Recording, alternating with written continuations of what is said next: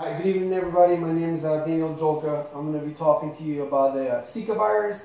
A lot of us are planning our spring break vacations coming up, with us being in school and all. And some of us are choosing, our destinations. Some of us love these summery, warm, beachy areas, especially with the other part of the hemisphere being in summertime. South America and Central America could be one of the most popular destinations this year. But you might want to do a little thinking again before you choose the destination. There's recently been a widespread of a virus, Zika, in most of those countries, and the U.S. has put out a warning basically for travelers trying to go in those locations. So I'm going to use this article or this project to talk to you about the virus, some of the origins of the virus, the symptoms, and what are some of the areas that have been the most affected. So the origins of the virus, a lot of people think that the virus is a new virus. It's just, recently been discovered, and it comes from South America, especially Brazil.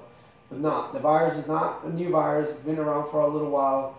It's actually, according to the article of the New York Times magazines, short answers for hard questions of Zika, written on 3rd January 2016 by Donald J. McNeil. The virus was actually seen for the first time in 1942 in Zika, Uganda. That's where it got its name from.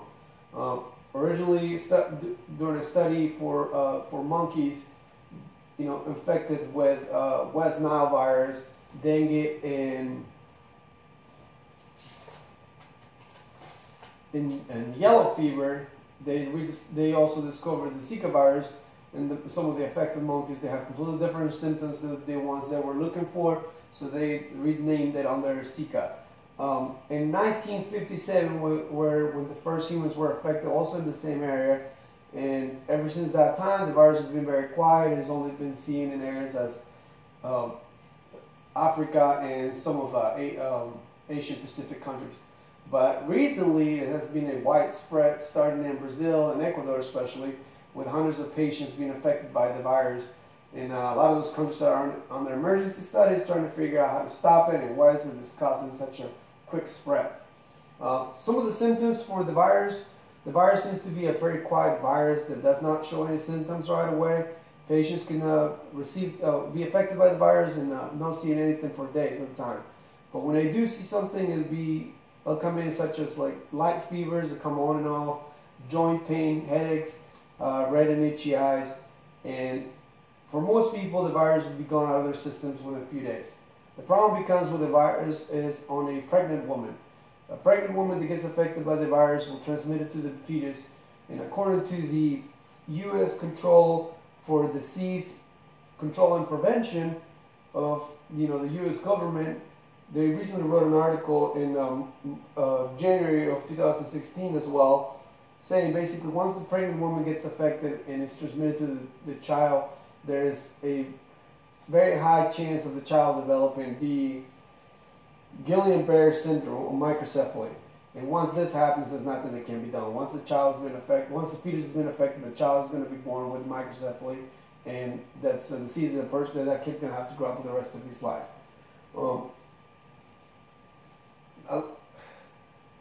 Some of the other problems with this is people don't know they have the virus. They travel around, they intermingle with somebody because the disease can also be transmitted, can also be sexually transmitted.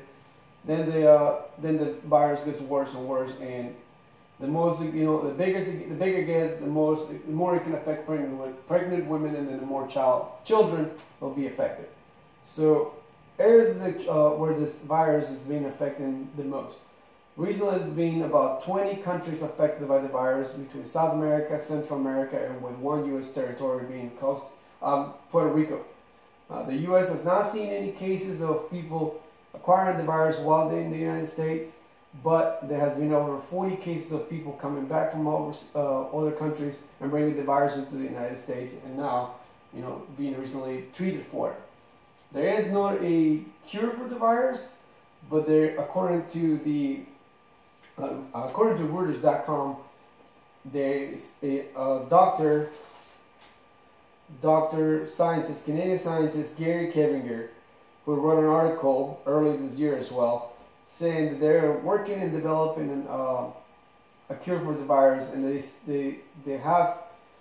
they're hoping they can develop the complete vaccine for August of this year. That way to prevent the October-November widespread season they expected.